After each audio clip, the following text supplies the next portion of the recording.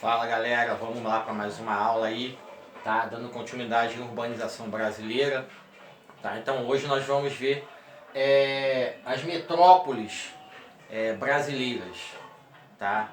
Como que se forma uma metrópole, quais são os critérios, características para se formar uma metrópole, tá? Então primeiramente, os critérios para se formar uma metrópole, tá? O grau de atração de imigração e investimentos, né? A quantidade de pessoas que está naquela metrópole, tá? Investimento, quando eu falo investimento, eu estou falando de infraestrutura, tá, pessoal? Infraestrutura, tecnologia, recursos, né, para uma cidade grande, tá?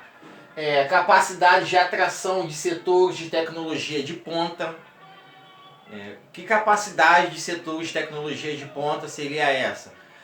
O que tem nessa cidade ali que vai ser útil, né, para o crescimento dela? Tem algum centro tecnológico, alguma universidade, né, para fazer essa parceria, né, com o Estado, né, com essa cidade? Então ela necessita da capacidade de atração de tecnologia para ela crescer. Tem que ter um dinamismo econômico, né, fazer com que o dinheiro circule dentro dela ali, tá? Por exemplo, posso dizer para vocês que o maior dinamismo econômico que a gente tem no Brasil é o estado de São Paulo. Eu costumo dizer que São Paulo é a capital do capital, onde tem a maior concentração econômica do país. Tem um dinamismo maior, tem uma concentração populacional maior, né? Empresas que se instalam em São Paulo, que formam os tecnopolos. O que são esses tecnopolos? São a parceria de universidades com o Estado na criação de projetos científicos, tá? Até mesmo com empresas privadas. Então tudo isso atrai um dinamismo econômico e faz com que o dinheiro circule ali naquela cidade ali, tá? Você tem também uma verticalização das edificações, né? Ou seja, construções, né, de prédios. Isso dá um dinamismo para a cidade, né? São Paulo, mais uma vez, que é chamado terra de arranha-céus, tá? São Paulo, no Brasil, hoje, né, existem mais de 10 metrópoles, tá? Salvador, Bahia, Recife, Pernambuco. Mas as duas, né, chamadas metrópoles nacionais, as duas maiores metrópoles nacionais são São Paulo e Rio de Janeiro. Tá? Então elas têm essa capacidade, esse dinamismo de atrair turismo, empresas, tá? E isso faz com que elas cresçam, tá? Economicamente. Então com isso elas vão ter uma acumulação de capital, não? Ou seja, uma acumulação de dinheiro, né? Vão ser regiões ricas, tá? Por conta desse atrativo industrial, populacional, que vai fazer com que circule o dinheiro. Tranquilo, pessoal? Mas dentro dessas grandes metrópoles aí nem tudo são flores também. Existe aí um fator, né, de contradição dentro dessa metrópole. Nós vamos observar o quê? Que há uma desigualdade socioespacial. O que seria essa desigualdade socioespacial? Tá? Seria o quê? Que você tem algumas regiões, né, que recebem mais investimentos do que outras regiões. Tá? Então, se a gente for comparar a infraestrutura urbana do centro de São Paulo, ou do centro do Rio de Janeiro, ou do centro de Recife com os interiores dessas mesmas cidades, nós vamos ver o quê? Que há uma discrepância aí de investimento. Então há uma desigualdade socioespacial, tá? Lugares que recebem mais investimentos do que outros. No caso de São Paulo, por exemplo, São Paulo, você tem lugares ali, bairros de São Paulo que são totalmente modernos, infraestrutura, saneamento básico, energia elétrica funcionando bem, todo acesso, né, que uma grande metrópole pode receber. Por outro lado, o interior, né, a periferia dessas cidades, como Capão Redondo, Ceilândia, né, em outros estados aí, né? Então você tem a falta desse mesmo saneamento básico, você tem construções precárias, em alguns lugares o asfalto não chega, né? E, então em São Paulo essa desigualdade socioespacial ela é bem maior do que no Rio de Janeiro. Aqui no Rio de Janeiro a gente vê essa diferença assim dentro do mesmo espaço. Por que dentro do mesmo espaço? Tem uma frase de um geógrafo que fala o seguinte, que o espaço ele é desigual e combinado. Como assim ele é desigual e combinado? Se a gente for pegar o bairro de São Conrado, ali, né, zona sul do Rio de Janeiro, né, de um lado a gente tem, na parte de baixo, a gente tem, né, as mansões, os prédios, né, o shopping, né, o Fashion Mall, que é ali um dos shoppings mais caros do Rio de Janeiro, né, se não do Brasil. E em contrapartida, de frente com essas mansões, você tem o quê? A Rocinha, né, que é uma das maiores favelas da América Latina. Então quando ele fala que o espaço ele é desigual e combinado, é o quê? Ele é desigual por ter essa contradição, de um lado mansões, né, e do outro lado favelas, né, mas ele é combinado por quê? Por estar no mesmo bairro que é São Conrado. Tá? Então você tem essas desigualdades aí nos estados. Tá? Não fica só a critério de Rio de Janeiro e São Paulo, não. Em todas as regiões metropolitanas aí do Brasil. Tranquilo? Então você vai ter o quê? Você tem essa desigualdade espacial, ela é devido ao quê? Um aceleramento do crescimento urbano, que não foi o quê? Planejado. Como eu disse na aula anterior. O Brasil ele teve uma urbanização tarde e acelerada, porém não planejada. E se você não planeja, né, alguma coisa vai sair ali fora do eixo.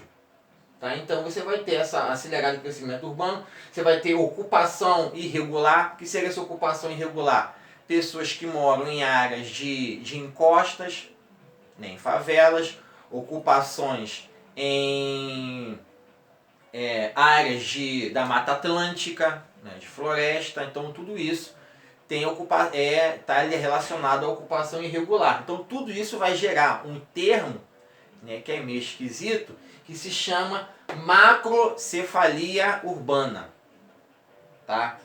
Então qual seria essa consequência dessa macrocefalia urbana? É tudo isso que eu acabei de falar. Ocupação irregular, desigualdade socioespacial, o aumento da violência também nas grandes metrópoles é um dos fatores, tá, da desigualdade socioespacial, aumento de moradores de rua. Então tudo isso está dentro aqui do que se chama de macrocefalia urbana. Tá? E outra coisa também que existe dentro do espaço urbano das grandes metrópoles, que é aí que a gente vai ver essa desigualdade socioespacial, que é a especulação imobiliária. Né? O que é especulação imobiliária? Eu tenho uma área, um lugar que tá para chegar uma grande obra ali, então eu vou começar a especular se eu tenho um terreno naquela área ali. Eu vou o quê? Eu vou aumentar, né, o valor do meu terreno, né, porque aí naquela área vai chegar investimento, vai construir um shopping ali. Então, quando você tem uma área que ela tem um investimento no seu entorno, isso torna o quê? O seu imóvel mais valorizado, né? Ou o lugar mais valorizado, o bairro mais valorizado. Tudo depende o quê? Do valor do solo urbano. Tá? Não é o imóvel que é caro, é o solo urbano por conta do investimento em infraestrutura, em construções de shoppings, rodovias, bancos, toda necessidade, né, para aquele lugar ali que vai tornar o seu imóvel mais valorizado. Tá? Uns anos atrás, uns exemplos assim, Macaé, né, interior do Rio de Janeiro. Um terreno em Macaé, ele era barato. Mas Macaé, né, como todos sabem, é conhecido como a terra do petróleo, né? Hoje em dia nem tanto, né, por conta da crise que teve na Petrobras, uns 2, 3 anos atrás, né? Mas ainda assim Macaé é conhecida como a terra do petróleo. Então as pessoas resolveram morar em Macaé por conta que lá pagavam um salário legal, pagava bem. Então quando as pessoas vão morando, ocupando aquele espaço que até então era vazio, aquele espaço começa a se tornar valorizado. Hoje em dia, você for ver um terreno, o preço de uma casa em Macaé, né, tá totalmente, o valor é imensamente maior como era uns 10, 15 anos atrás. Então o que vai dar valor ao seu imóvel é o solo urbano. Tá? E um dos negócios bem interessantes que se tem é que nas favelas do Rio de Janeiro, né, uns anos atrás, começou a ocorrer a venda de lajes. Poxa, como assim venda de lajes, Fábio? Isso mesmo, vender a laje. Entendeu? Eu tenho a minha casa, por exemplo, no Morro do Vidigal, que é em Copacabana. Eu vou vender minha laje para uma pessoa construir a casa dela em cima da minha. Ah, quanto que é? É caro. Fábio, mas pô, Vidigal é favela. Tá, Vidigal é favela, mas está onde? Em qual bairro está situado Vidigal? Está em Copacabana. Aí é onde o bairro que tem toda infraestrutura. Então por isso, né, se torna caro uma laje no Morro do Vidigal, uma casa no Pavãozinho, que é também no Vidigal. Tá? Então o que vai dar valor, mais uma vez, né, ao imóvel é o solo urbano. O que está inserido naquele espaço ali que possa valorizar. Então quanto mais incrementos, sofisticações tiver naquele espaço, mais caro se torna o seu imóvel. Tá? Mas outra coisa que também acontece nas metrópoles brasileiras, nas grandes cidades, são o quê? Tem também os problemas urbanos. Se a gente tem um grande quantitativo de pessoas vindo para as grandes cidades em busca de emprego, né, começam a construir casas, então isso vai gerar problemas. E um dos principais problemas urbanos que nós vamos ver aqui é o que? Ilhas de calor. Tá? Que são ilhas de calor? Esse fenômeno, conhecido como ilhas de calor, só ocorre nos grandes centros urbanos. Como assim os grandes centros urbanos? Aonde que o fluxo de construções é maior, o fluxo de pessoas é maior, o fluxo de automóveis é maior. Tá? Posso falar da Rio de Janeiro, né? Avenida Presidente Vargas, Rio Branco. Tá? Eu tenho a verticalização, né? Os prédios, eu tenho asfalto, tudo isso impede a circulação do ar naquela área ali. Então o calor fica concentrado naquela região ali. Então isso o fenômeno ilhas de calor. Tá? Eu vou ter a inversão térmica. Tá? A inversão térmica, que é quando eu tenho uma ascensão, né, do ar quente, né, e a descida do ar frio, mas que em momento, né, por conta da poluição atmosférica, né, o ar fica poluído a meia, né? Quando a gente sai de madrugada para ir trabalhar, a gente vê aquela neblina assim que a gente não consegue enxergar nada à frente. Isso é o que? É inversão térmica. Isso ocorre principalmente no período de outono e inverno, quando quando o aeroporto Santos Dumont não está disponível para aterrissagem de aviões. Por conta de quê? Da inversão térmica. Você tem uma poluição atmosférica ali. Tranquilo? Com o passar do dia, né, que vai penetrando raios solares na superfície. Então, essa camada de poluente, ela vai se dissipando. Tá? Então, geralmente, inversão térmica ocorre nas primeiras horas do dia. Ok? Tenho também a chuva ácida.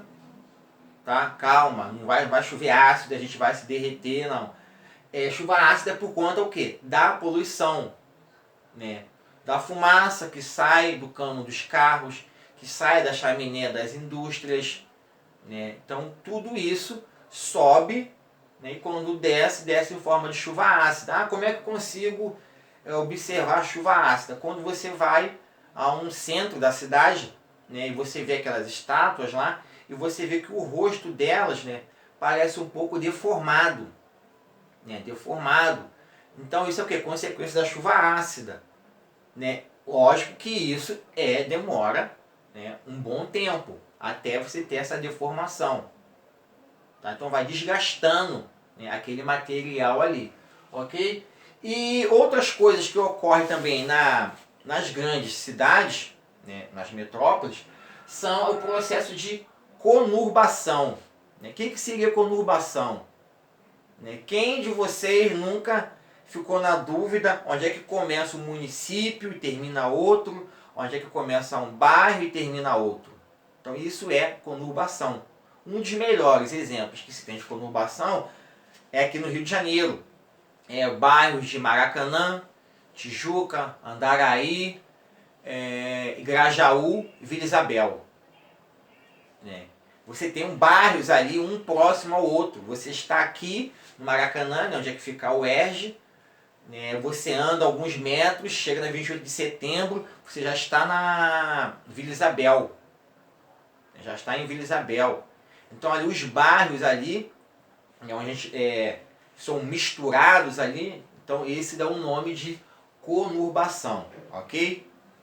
Região metropolitana. A gente vê falando na televisão, a região metropolitana do Rio de Janeiro, esse final de semana vai ter campanha de vacinação, não sei o que, região metropolitana de São Paulo, região metropolitana de Recife. Gente, região metropolitana, o que é isso? Região metropolitana é o que? Eu tenho uma cidade, né? Eu tenho aqui uma cidade principal, né, que é Rio de Janeiro, né, Rio de Janeiro capital, que é a metrópole, e no entorno, né, do Rio de Janeiro, da capital, eu tenho Duque de Caxias, Nova Iguaçu, Niterói, Belfor Roxo. Então, esses lugares aqui são chamados de quê? Região metropolitana. São chamados de região metropolitana e também são chamados de cidades dormitórios. Como assim cidade dormitórios? Tá, o cara levanta 5 horas da manhã para estar no centro da cidade às 8, trabalha e sai de lá 5 horas da tarde, pega aquele engarrafamentozinho, né, chega em casa 8 horas da noite, é só o tempo de tomar um banho, jantar e descansar, né, e dormir para no outro dia fazer esse mesmo processo. Então por isso recebe esse nome de cidades dormitórios. Tá? Duque de Caxias, Belfor Roxo, Nova Iguaçu, são chamadas de cidades dormitórios, que a gente só vem para poder dormir e no dia seguinte volta para trabalhar. Tranquilo? Sítio urbano. Sítio urbano é onde nasce, né, a cidade.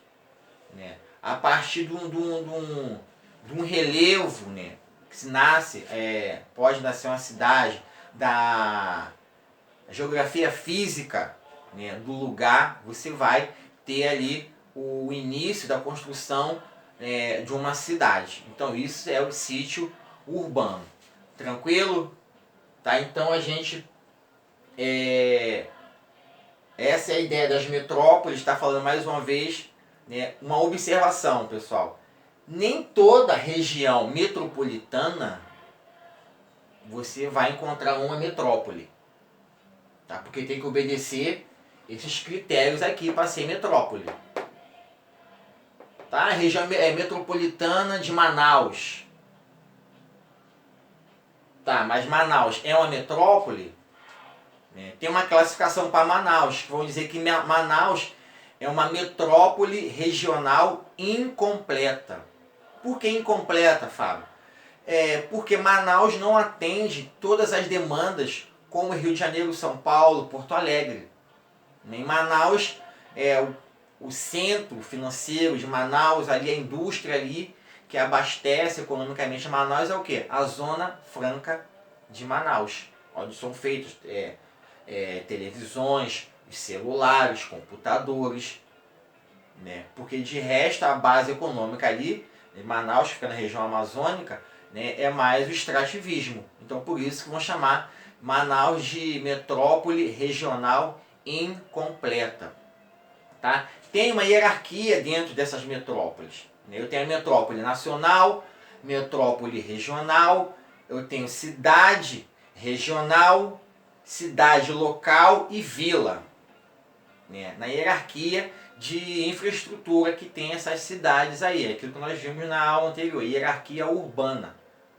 Ok? Então é isso aí que a gente tinha para conversar com vocês. Então vou colocar esse vídeo também no YouTube, né? Criei um canal por conta, né, disso. Então quem tiver curiosidade de ver lá, dá uma acessada lá, o nome do canal é Geografize Já, né? Geografize Já no YouTube lá, vai lá, se inscreve, tá? E tem mais outros vídeos lá que eu estou preparando e colocando lá, tá? Beleza? Um abraço e até o próximo encontro.